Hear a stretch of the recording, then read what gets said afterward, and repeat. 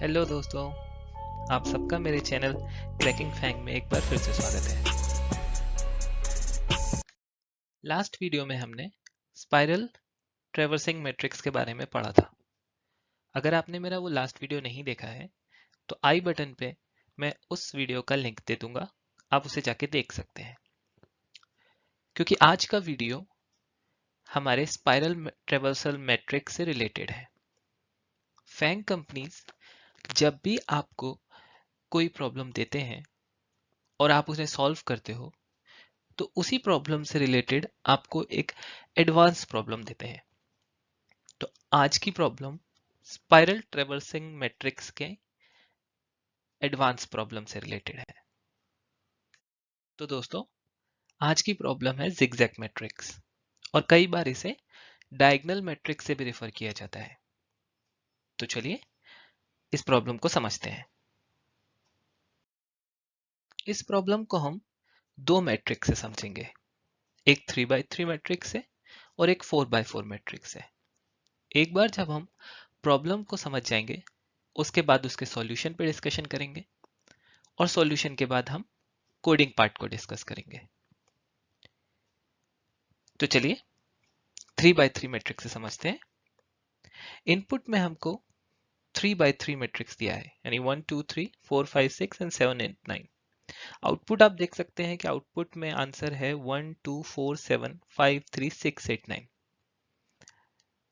ये कैसे आया इसे डिस्कस करते हैं।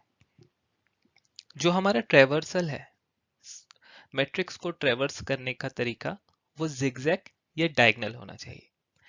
यानी स्टार्टिंग 1 से देन 2 4 7 5 3 6 8 एंड 9।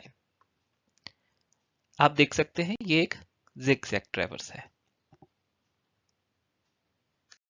इसी प्रॉब्लम को एक 4x4 मैट्रिक्स में ट्रैवर्स करके देखते हैं। सबसे पहले ट्रैवर्सल होगा 1 to 2, then 5, then 9, 6, 3, then 4, 7, 10, 13, 14, 11, 8, 12, 15 and 16। तो आप जिगजैग ट्रैवर्सल क्या है ये समझ गए। अब इसको सॉल्यूशन में समझते हैं। जैसा हमने अपने last video spiral traversing matrix में देखा था, सेम वैसे ही इस प्रॉब्लम के सॉल्यूशन में भी हमारे पास एक रो होगी, एक कॉलम होगा, एक मैट्रिक्स की विड्थ होगी और एक मैट्रिक्स की हाइट होगी।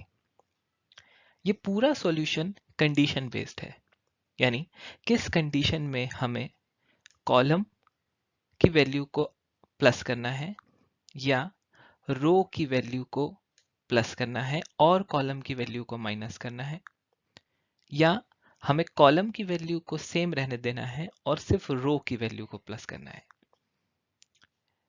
इस ट्रेवर्सल के बेसिस पे देखते हैं। जब हम यहाँ हैं, इस पॉइंट पे हैं, यानी रो की वैल्यू 0 है एंड कॉलम की वैल्यू भी 0 है और हमें 2 पे ट्रेवर्स करना है, यानी हमें कॉलम को प्लस करना है।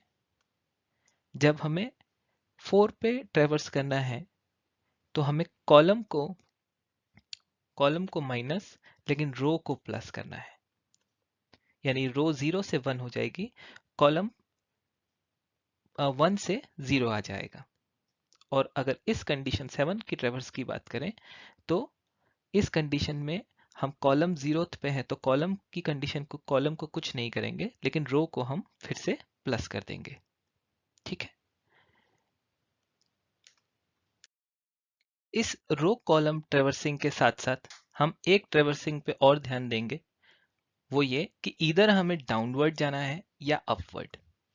अगर हम इस कंडीशन में देखें तो 2 के बाद हम 4 के लिए जो आ रहे हैं और 7 के लिए जो आ रहे हैं ये एक डाउनवर्ड पोजीशन है, वेयरएज आप 7 से जब 5 और 3 की तरफ जा रहे हो तो ये एक अपवर्ड पोजीशन है। तो रो इंक्रीमेंट या डिक्रीमेंट और कॉलम इंक्रीमेंट या डिक्रीमेंट के साथ साथ हम अपनी पोजीशन डाउनवर्ड है या अपवर्ड है, इस पे भी ध्यान देंगे। तो चलिए कोड स्टार्ट करने से पहले एक बार प्रॉब्लम और सॉल्यूशन को समराइज कर लेते हैं।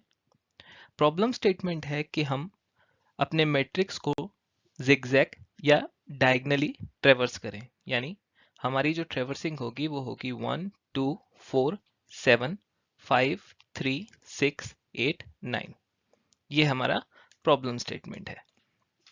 और वहीं हमारा जो सॉल्यूशन है वो, उसमें हम रो एक डिफाइन करेंगे, एक कॉलम डिफाइन करेंगे, एक विड्थ, एक हाइट। सबसे पहली कंडीशन में, क्योंकि ये पूरा प्रॉब्लम कंडीशन स्पेसिफिक है, तो सबसे पहली कंडीशन हम ये चेक करेंगे कि हमारा जो ट्रेवर्स है वो इस मैट्रिक्स के आउटसाइड तो नहीं जा रहा। सेकंड, हम ये कंडीशन चेक करेंगे कि हम रो और कॉलम में से किसको इंक्रीमेंट करना है, किसको डिक्रीमेंट करना है, और बेस्ड ऑन दैट हम अपनी आउटपुट स्ट्रिंग प्रिंट करेंगे। आउटपुट जो भी हमारा आउटपुट रहेगा, इधर इट इज इंटीजर अरे और लिस्ट, हम जैसा भी हमें प्रिंट करना है बेस्ड ऑन दैट हम उसे प्रिंट करेंगे। पर जो कंडीशन होगी वो ये चेक करेगी कि हमें कॉलम को इंक्रीमेंट करना है या डिक्रीमेंट करना है, वेयर रो को इंक्रीमेंट करना है या डिक्रीमेंट करना है। सिमिलरली उसके साथ साथ जो एक और बेस कंडीशन हम चेक करेंगे वो ये कि हमें डाउनवर्ड जाना है या अपवर्ड जाना है। ओके, जब हम कोड करेंगे तो एक एक कंडीशन को बहुत अच्छे से डिस्कस करेंगे, पर अभी के लिए हम इसको यहीं रोकते हैं और कोडिंग पार्ट पे चलते हैं। तो चलिए कोड करते हैं। सबसे पहले जैसा हमने डिस्कस किया था, हम रो, कॉलम, हाइट, विड्थ डिफाइन कर लेते हैं। सबसे पहले रो डिफाइन करेंगे। रो हमारी 0 से स्टार्ट होगी, कॉलम भी हमारी 0 से स्टार्ट होगी, तो रो भी वहीं से स्टार्ट हो रही है और कॉलम भी वहीं से ही। ठीक है। हाइट की बात करेंगे तो हाइट यानी हमारे अरे की लेंथ की -1, यानी मैट की लेंथ की -1। विड्थ की बात करें यानी इस की बात करें तो सबसे पहली रो की लेंथ -1। रिटर्न टाइप हमारा इंटीजर अरे है, तो हम इंटीजर अरे का रिटर्न टाइप लेंगे रिजल्ट में, और न्यू इंट अरे। अब इंटीजर अरे को जब भी हम डिफाइन करते हैं तो उसका साइज बताना जरूरी होता है। तो हम इसका साइज कैसे डिफाइन करेंगे कि जो भी हमारा डबल डायमेंशनल अरे है उसकी हाइट इनटू विड्थ, मतलब उसकी हाइट में जितने भी इंटीजर्स हैं इनटू उसके विड्थ में जितने इंटीजर है। अगर मैं इस एग्जांपल की बात करूं तो अगर विड्थ 3 है, हाइट 3 है, यानी 3 इंटू 3 9, तो टोटल 9 वेरिएबल हो गए। अगर इसमें कोई सेकंड एग्जांपल है, नहीं है सेकंड एग्जांपल, पर इसमें देख लेते हैं कि अगर इस बॉक्स की बात करूं तो हाइट इज 2, विड्थ इज 2, तो 2 क्रॉस 2 इज 4, तो ये 4 हो जाएगा। तो हमें जो टोटल रिजल्ट चाहिए वो हाइट इंटू विड्थ का चाहिए। ओके, तो हाइट हमारी जो है हमने यहाँ जो लेंथ निकाली है वो इंडेक्स के बेसिस पे निकाली है, तो हम हाइट अभी यहाँ निकालेंगे mat dot length into mat 0 dot length. क्या डिफरेंस है इसमें मैं बता देता हूँ आपको कि ये इंडेक्स की बात हो रही है। इंडेक्स हमेशा 0 से स्टार्ट होता है, तो 0 1 2, तो ये इंडेक्स जो है ये -1 होगा। लेकिन अगर हम प्रॉपर हाइट और विड्थ की बात करें तो ये उसकी लेंथ होगी, इसलिए हमने यहाँ पे जो हाइट ली है वो -1 की है, विड्थ -1 की है, पर जो नया अरे क्रिएट कर रहे हैं उसके लिए हमने ऐसे डिफाइन किया है। ओके, ठीक है। तो अब एक और चीज डिक्लेयर करनी है वो जो हमने डिस्कस किया था सॉल्यूशन के टाइम पे कि हम डाउन जा रहे हैं कि अप जा रहे हैं। ओके, तो हम एक बूलियन वैल्यू लेते हैं गोइंग डाउन और उसको फॉल्स रखते हैं, क्योंकि सबसे पहली बार में हम डाउन नहीं जाने वाले हैं, हम अप ही रहने वाले हैं। ठीक है, अब अगर ये ट्रू है तो दैट मीन्स हम गोइंग डाउन जा रहे हैं, अगर ये फॉल्स है तो दैट मीन्स हम अप जा रहे हैं। तो हम दो वेरिएबल ने डिक्लेयर करेंगे, हम एक ही से मैनिपुलेशन करेंगे। ओके, एंड नेक्स्ट एक इंडेक्स लेंगे, 0 से इनिशियलाइज करेंगे और वो इंडेक्स को हम इंक्रीमेंट करेंगे जब तक हम रिजल्ट में एक एक वैल्यू नहीं रखते थे। ओके, तो चलिए अब हमारा पहला व्हाइल लूप जो हमने डिस्कशन में डिसाइड किया था कि पहला लूप जो होगा वो सिर्फ ये डिसाइड करेगा कि हम बॉक्स के बाहर तो नहीं जा रहे। तो एक मेथड डिक्लेयर करते हैं, इज आउटसाइड, तो नहीं है मींस नॉट, और व्हाइल लूप को स्टार्ट करते हैं, एंड करते हैं। अभी ये मेथड डिफाइन कर लेते हैं, पब्लिक boolean is outside। क्या पास करेंगे यहाँ पे, हमारी रो, कॉलम, हाइट, विड्थ। यहाँ पे भी फिर वैसे ही लेंगे, रो, कॉलम, हाइट, विड्थ। क्या रिटर्न करना है, रिटर्न करना है कि रो, ये जो रो है ये लेस देन 0 है, यानी अगर हम इस से पहले की बात करें तो हम बाहर हो गए, आउटसाइड हो गए, या रो जो है वो ग्रेटर या इक्वल टू हाइट हो गई, सॉरी ग्रेटर इक्वल टू नहीं, ग्रेटर हाइट हो गई।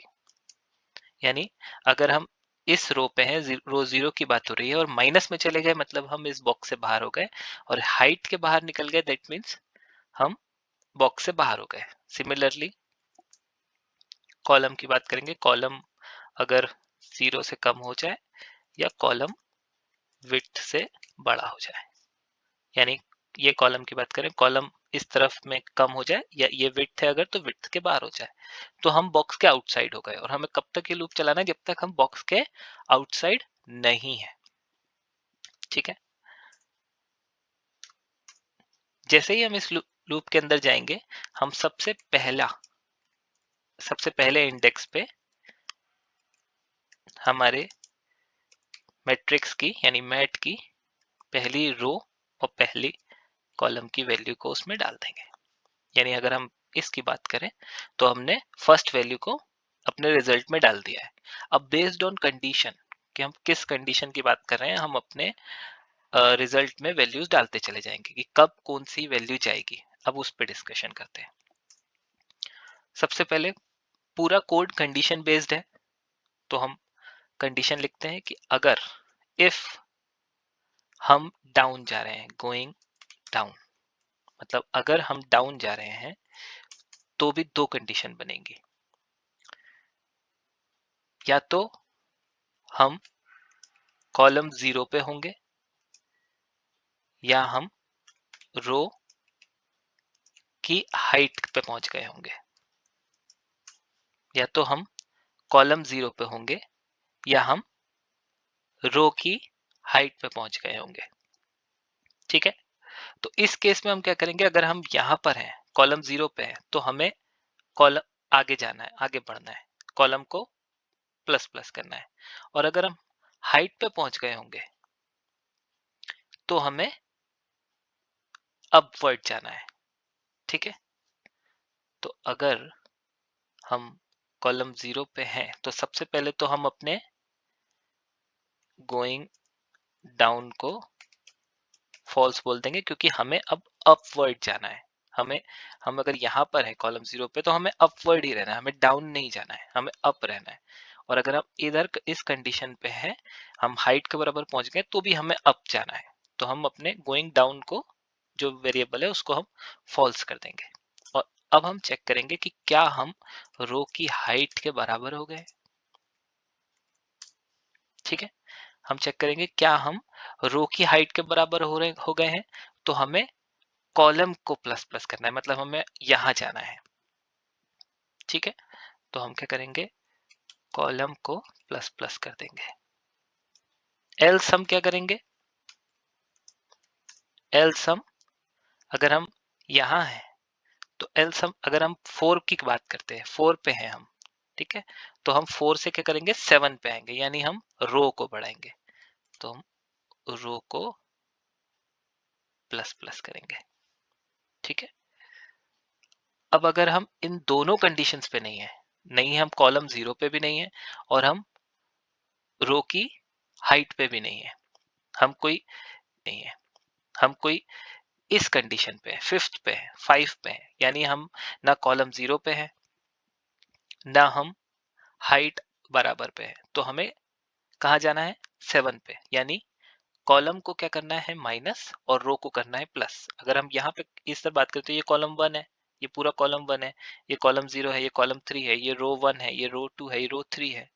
ठीक है, तो अभी हमें रो को क्या करना है, माइनस, सॉरी कॉलम को क्या करना है, कॉलम को माइनस करना है, रो को प्लस करना है। मतलब कॉलम माइनस हो जाएगा तो यहाँ पहुंच जाएगा, रो प्लस हो जाएगी तो यहाँ पहुंच जाएगी, तो वो 7 पे पहुंच जाएगी। तो इफ कंडीशन में, मतलब सॉरी इसके इफ कंडीशन के बाहर हम एल्स कंडीशन में क्या करेंगे, रो को करेंगे प्लस प्लस और कॉलम को करेंगे माइनस माइनस।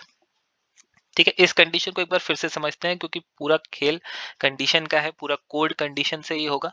ठीक है, तो हमने ये बोला कि अगर मैं फर्स्ट पोजीशन पे हूं, कॉलम 0 पे हूं, ठीक है, ये पूरा पूरा जो ये पूरे जो वैल्यूज है, ये कॉलम 0 है, ये पूरी कॉलम 1 है, ये पूरी कॉलम 3 है, कॉलम 2 है, 0 1 2, ये रो 0 1 2। तो अगर मैं कॉलम 0 पे हूं और हाइट बराबर पे हूं, हाइट जो है वो रो की बराबर है, मतलब 7 की बात हो रही है, तो यानी अब डाउन नहीं जा सकते, अब क्या करना है, अब जाना है। ठीक है, अब ऊपर जाने की बात हो रही है। ठीक है, तो अब ऊपर जाना है। ठीक है, तो उसमें चेक किया कि सबसे पहले तो हमने गोइंग डाउन को जो है वो फॉल्स कर दिया, क्योंकि अब नीचे नहीं जाना। और रो को हमने चेक किया कि रो की हाइट अगर बराबर है तो अब जाना है, तो मतलब हमें 4 पे नहीं जाना है, हमें 5 पे जाना है। तो हमें कॉलम प्लस करना है, मतलब कॉलम 0 से कॉलम 1 पे आना है। तो हम यहाँ से कॉलम 1 पे आ गए। लेकिन अगर मैं 5 पे हूं तो ना कॉलम 0 है ना रो की हाइट है, तो ये वाली कंडीशन की बात कर रहे हैं। ठीक है, ना कॉलम 0 है ना रो की हाइट बराबर है, तो रो को भी प्लस करना है। रो को प्लस करेंगे तो यहाँ 8 पे पहुंच गए, कॉलम माइनस करना है तो 7 पे पहुंच गए। ठीक है, तो 7 प्रिंट करा देंगे। ठीक है, और अगर इस एल्स की बात करें तो हम 4 पे है, 4 कंडीशन पे है, लेकिन रो की हाइट के बराबर नहीं है, तो एल्स हमें क्या करना है, रो प्लस प्लस करना है, मतलब रोज 1 से रो 2 पे आना है, तो 7 प्रिंट करा देंगे। अब इस कंडीशन को पूरा जब समझ लिया है, तो अब इसको करेंगे पूरा का पूरा कॉपी और एल्स पार्ट में यही का यही पेस्ट करेंगे समझने के लिए। ठीक है, कि गोइंग डाउन था। ठीक है, अब गोइंग डाउन नहीं है तो गोइंग अप होगा, यानी एल्स होगा। तो एल्स के केस में हम क्या चेक करेंगे, कॉलम की जगह पे रो और रो की जगह पे कॉलम, हाइट की जगह पे विड्थ। गोइंग डाउन को क्या करेंगे हम, सब उल्टा हो जाएगा इसमें। गोइंग डाउन को हो जाएगा ट्रू, रो की जगह पे हो जाएगा कॉलम, हाइट की जगह पे हो जाएगा विड्थ, कॉलम की जगह पे हो जाएगा रो। इसको अनडू करते हैं एक बार। कॉलम की जगह पे हो जाएगा रो की जगह पे हो जाएगा कॉलम, रो की जगह पे हो जाएगा कॉलम, कॉलम की जगह पे हो जाएगा रो। बस इतना, सिर्फ इस कंडीशन को समझ लिया और एल्स में सब उल्टा कर दिया। कॉलम को कर दिया रो, रो को कर दिया कॉलम, हाइट को कर दिया विड्थ, गोइंग डाउन को कर दिया ट्रू। ओके, अभी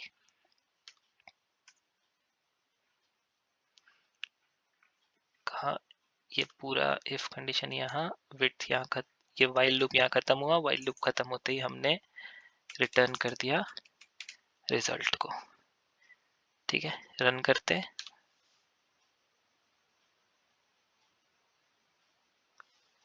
एक्सेप्ट हो गया, सबमिट करते हैं।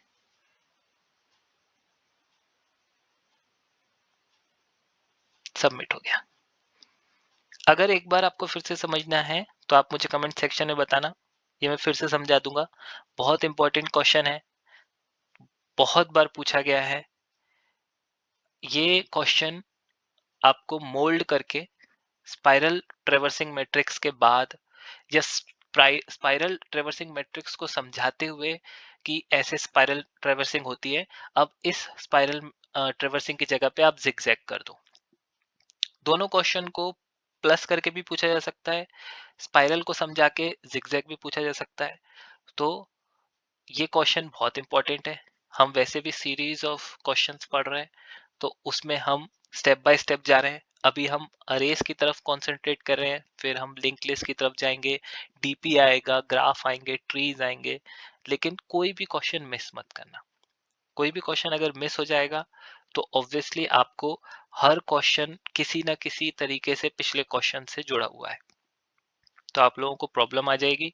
इसलिए मैं यही बोलूंगा कि हर क्वेश्चन को समझिए, नहीं समझ में आता है कमेंट सेक्शन में बोलिए, मैं आपको दोबारा से ये चीज समझा दूंगा। इससे इजी वे में समझना है, मैं इससे इजी वे में समझा दूंगा। ठीक है दोस्तों, तो कमेंट सेक्शन में बताना अगर नहीं समझ में आए। तब तक के लिए थैंक यू। पहले लर्न करें, फिर अर्न करें और चैनल को सब्सक्राइब करें। Thank you.